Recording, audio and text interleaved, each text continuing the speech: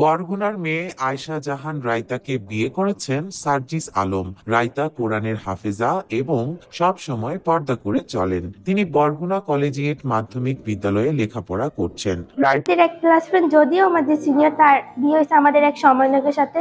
এই বিষয়টা আমরা খুবই আনন্দিত, কারণ তার ভালো এক জায়গায় বিয়ে হয়েছে। কিন্তু দুঃখের বিষয় হলো তার বিয়ে তো আমরা সেটা ফেসবুকের মাধ্যমে জানছি, কিন্তু দাওয়াত দেয় নাই।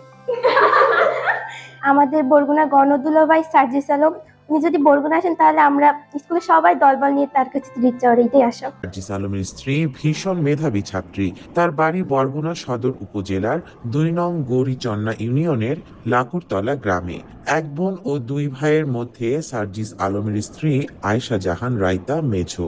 রায়তাপু হচ্ছে আমাদের থেকে অনেক বড় ছিল। তারপর হচ্ছে যে রায়তাপু আর কি হাফেজা কমপ্লিট করে তারপর আমাদের স্কুলে আসছে। তা আমাদের থেকে বড় থাকলেও কিন্তু সে আমাদের সাথে অনেক ভালোভাবে মিশতো, আমরাও মিশতাম। দেন কথা হলো আমাদের তার তো একটা সমন্বয়কের সাথে বিয়ে হয়েছে, আমাদের অনেক খুশি। কিন্তু কত কষ্টের ব্যাপার হলো এইটা যে আমরা দাওয়াত পাই নেই। আমরা ভাবতেছি যে রায়তা যদি আমাদের সাথে পরিচয় দেখা হয় রায়তাপুর, তখন আমরা একটা ট্রিট চাবো। ভাই আসলে তো বরগুনাটা আরো জমজমাট হইবে।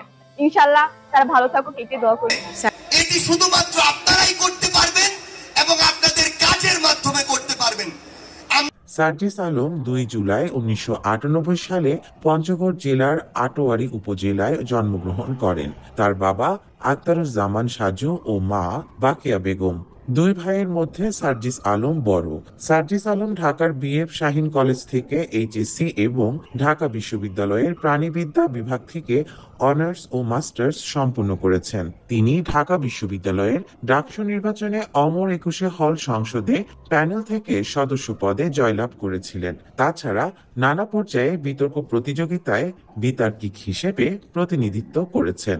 গত বছরের জুলাই অভ্যুত্থানের অন্যতম নেতা ছিলেন সার্জিস আলম।